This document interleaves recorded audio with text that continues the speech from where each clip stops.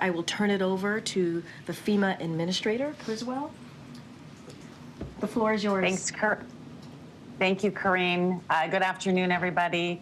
You know, I just want to start by telling everybody that has been impacted by these devastating fires that my heart is with each and every one of you. And I know that you continue to face these fires as they are still working to bring them under control. And unfortunately, this will probably be a life-changing event for so many of you. But FEMA is here, along with our entire federal family, to help you through this recovery process. We are going to continue to support the state and the local jurisdictions, the local first responders, as they continue to try to contain this fire and eventually extinguish this fire. I arrived on the ground yesterday, as Corrine said, at the direction of the president. I had an opportunity to meet with Governor Newsom and Mayor Bass. We discussed what their immediate needs were, as well as began the conversation about what their recovery needs are going to be. The governor, the mayor, and I had an opportunity just before this to also brief the president and the vice president about what their concerns are, about what their needs are going to be, and provided an update on the current status of the firefighting operations. Yesterday, I also had an opportunity to receive briefings from the incident command posts at the Palisades fire, as well as the Eaton fire. And I think the most important thing that I want to make sure I continue to get across to everyone is this situation is still very dangerous. It is still very dynamic. The winds have died down today, but as I just got a weather briefing at the county EOC, the winds are going to increase again in the coming days. And so people still need to stay vigilant. They need to listen to their local officials. They need to heed their advice so they can keep themselves and their families safe. I also want to just take a minute to commend all of the amazing and heroic work that the firefighters are doing around the clock to fight these fires. They have been working night and day. I had a chance to speak with several of them, some of them whose homes have also been lost or their families have had to evacuate. Yet they still show up every day supporting their communities, trying to keep them safe. And I just want to say thank you. I want to thank all of them for their heroic efforts because they are making a difference. Now, while the National Interagency Fire Center continues to provide resources to support CAL FIRE and the Los Angeles County and City Fire Departments, FEMA is also supporting the recovery efforts. We're supporting those that have been impacted by this fire. I even met with the SBA administrator here just briefly, who is also here to support them, businesses and individuals that have been impacted by these fires. With the quick major disaster declaration, residents can now register and begin their recovery journey. Some of the immediate things that we can provide to them are to cover the costs that they're incurring as they have been evacuated, helping to support what their longer-term shelter and housing needs are going to be. We can also help support crisis counseling and disaster unemployment. These are just a few of the programs that we have. We have many more, and I encourage everyone to begin that process by registering now. Recovery from these fires is going to be complex. I've seen many disasters throughout my 4 years in this role. This is certainly one of the worst that I have seen. And the debris removal alone is going to be one of the major things that we have to accomplish, that the state has to accomplish to get this recovery journey started. And that's why when President Biden authorized 100% reimbursement for the first 180 days is really going to set the stage to jumpstart this recovery for these communities. I had a chance to drive through some of the communities that were impacted as well. And it's not just the homes that are lost. We've seen schools that have been destroyed, businesses, small businesses, religious institutions. These are things that we are going to be able to help with temporary facilities like temporary schools to help get children back into the schoolhouse, but also any other emergency measures as they begin the work of permanent repair. Thousands of homes have been destroyed, and we continue to hear the numbers change, but know that this is going to be a long-term recovery for all of these individuals that have been impacted. And as I told the governor and the mayor yesterday and today, I assured them that our programs, our staff, the entire federal family are going to be here with them, alongside them, helping them achieve the outcomes that they need to not just rebuild these communities, but also rebuild them in a way that's going to make them stronger and more resistant to the types of weather events that they have been experiencing. This recovery journey is going to be long, but we are going to be there with them to support them every step of the way. And with that, Corinne, I'm happy to take some questions. Thank you so much, Administrator. Go ahead, C. Thanks, Corinne. Thanks, Administrator. I hope you could speak to whether your agency has enough money currently to fund the immediate response needs, or is there a need to go to Congress quickly to get additional funds? And then separately, 10 days out from the presidential transition, what steps are underway at FEMA to ensure that what has been done so far and what's going to be done in the coming days is sustained at the career level and beyond, into the new administration? Thank you. Yeah, with the recent supplemental, FEMA received $27 billion. And so we are now able to continue to support the ongoing recovery efforts for all of the disasters that we've been supporting, to include now the immediate response and the initial recovery efforts that are going to be needed here in California. So we're very grateful for the bipartisan support from Congress to give us that additional funding so we can meet the needs of the individuals that have been impacted. And as far as going through the transition, we have an amazing, dedicated workforce of women and men that are going to be able to continue to support them. Our regional administrator here has worked many fires across several different administrations, and we are going to work day in and day out to continue to support them through the authorities that are given to us through the Stafford Act. Thank you, Administrator, for taking our questions. I wonder, realistically, how quickly will people be able to obtain these temporary living quarters? What are you doing to set those up? Where are you setting them up? And how are you making sure to get in contact with people that may need those temporary shelters? Yeah, so the first step that everybody needs to do, there's two things. They need to register for assistance with FEMA so they get in our system and we can continue to work with them on a case-by-case basis, because we know that everybody's going to have an individual and unique need, and they need to contact their insurance company, because their insurance company may also provide alternate living expenses. We have a suite of tools, and one of the biggest tools and the best resources we have is reimbursing individuals for either the hotel costs that they're experiencing right now, or if they find a place to rent, reimbursing them for rental assistance. Given where we're at right now, we know that there's going to be a lot of rental resources, and that's going to be the best resource and the best tool that we have to support the families that have been impacted. But we have other tools in our toolbox. And so, again, we want to work with everybody individually because we know that everybody's situation is going to be different, and we're going to apply the right tool for their particular situation. Thank you, Administrator. I know you can't obviously put a dollar sign on this, but can you just help us put into perspective a bit how you think the cost of this may compare to the cost of other recent natural disasters? And I'm hoping you could also comment on some misinformation that's out there. We've seen these erroneous evacuation orders and how concerned you are that may lead to people to not responding to or not paying close enough attention to actual real alerts. Yeah, it's really hard right now on the cost of the disaster to put a number on it because we haven't been able to assess how much of the infrastructure has been damaged. I mean, we know the thousands of homes that have been impacted, but the real cost of these disasters comes from how much of the actual infrastructure has been damaged, the roads, the water system, the power, but also the soft costs and the economic impact. We know that this is going to be billions. And so we really want to continue to focus right now on whatever we can do to continue to support California in getting this fire suppressed and starting this recovery process. And again, thanks to the bipartisan support of Congress, we have enough funding to support those recovery efforts and these response efforts.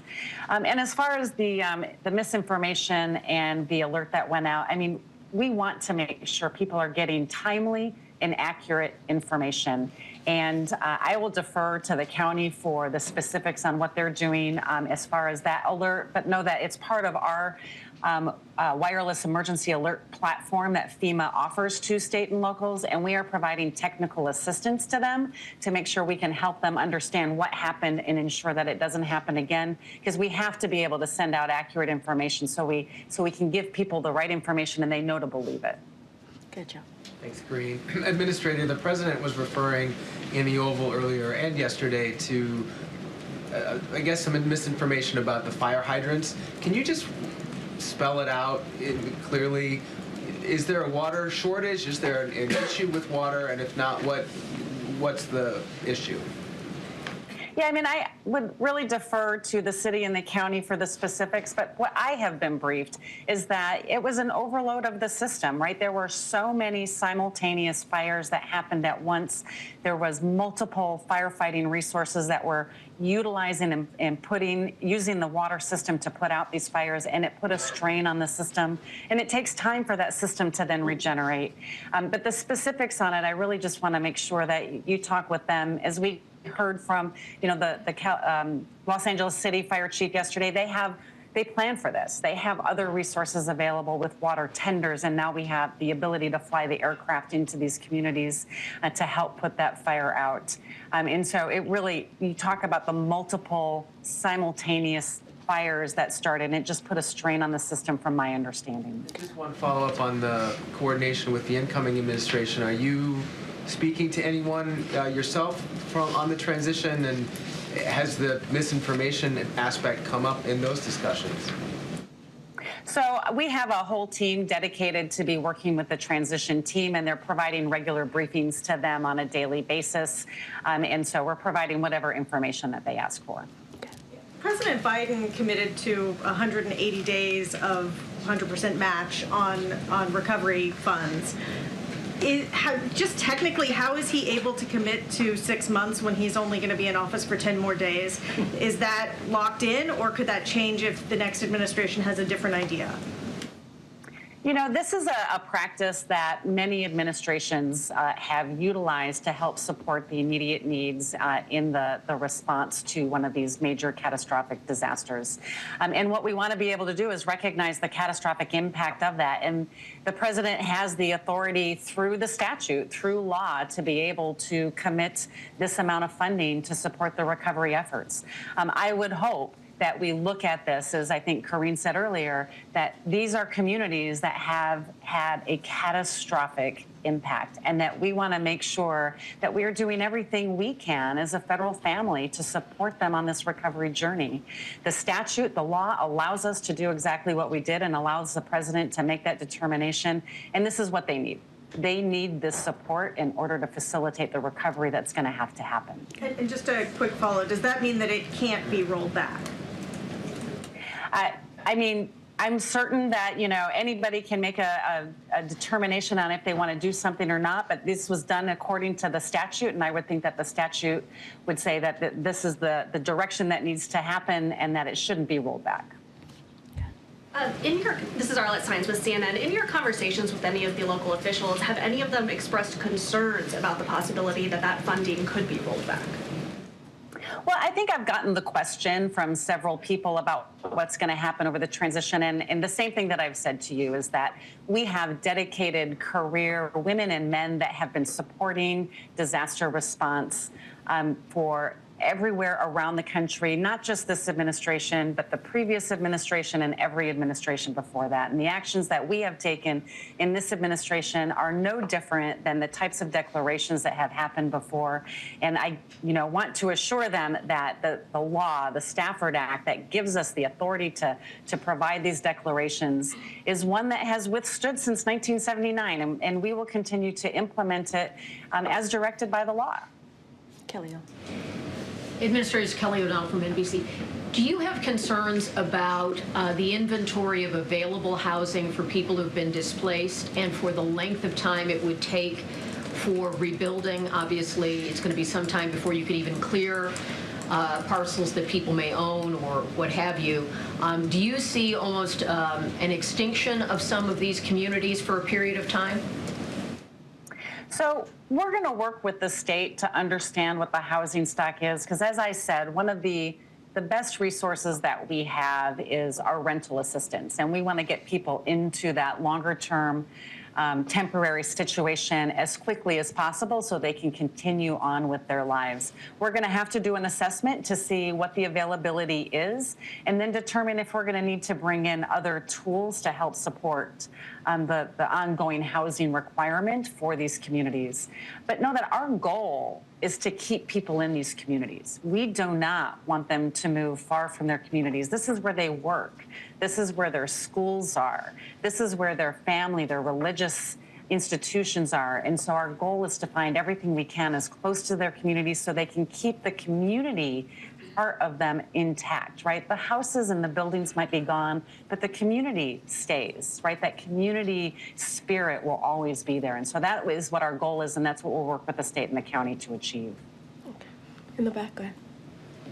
Thanks, Administrator. The President previewed that the death toll was likely to increase. Does the federal government have a handle on how many missing people there are, as well as any advice you have for people dealing with air quality issues at the moment? So I didn't hear the second question, but to answer the first question, that's something I would have to defer to the state.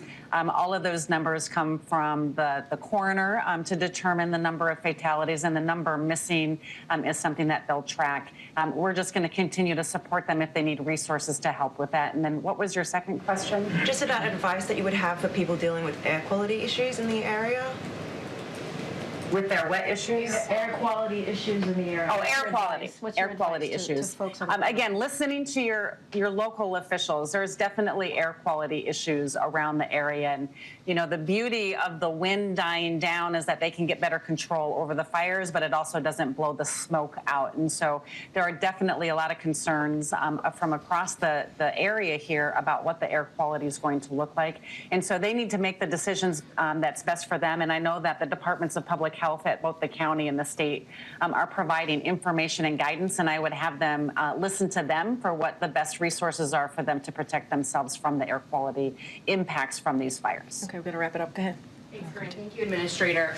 I'm curious, as you're briefing the incoming administration, are there specific steps you are recommending that they take in this response, given how long-term it's likely going to be? Yeah, that's something that, I mean, our career staff that are here on the ground in California that are going to be back at headquarters, they will continue to work through all of the requirements to support the recovery efforts. And as the incoming administration comes on board, we will give them an update as to where we're at with the status and any challenges that we're finding and the direction and the vision that we need to do to achieve the governor, the mayor's outcomes for this disaster recovery, but all of the disaster recoveries, right? We had 179 disaster declarations just last year alone. And so our team that has been working these day in and day out for the last 4 years will continue to do so within the new administration. Okay, last question. Thank you, Corinne. So as the rebuilding gets underway, will there be any requirements around fire-resistant building materials to be used and other safety measures that, you know, construction folks should adhere to? I just want to make sure I heard the question. As the rebuilding begins, are there going to be requirements on how they rebuild? Did I hear that right? I'm sorry. Yes, on fire resistance. Yeah, fire resistance. Yeah, so one of the things that we can do to help support these communities is we do have mechanisms through our mitigation programs, whether that's in the public infrastructure that's getting rebuilt or through our hazard mitigation grants that the state can offer. As they rebuild, we want them to rebuild in a way that helps make them more fire resistant. And so we encourage the use of that flexibility within our authorities to make sure that these communities are stronger to face any future events that they might see like this. Okay. All right, Administrator, since we have 10 days left, I wanted to be sure to say thank you so much for your service. It's been an honor to work with you. Please stay safe in California. And again, thank you so much. Thanks, Corinne. Thanks, everybody.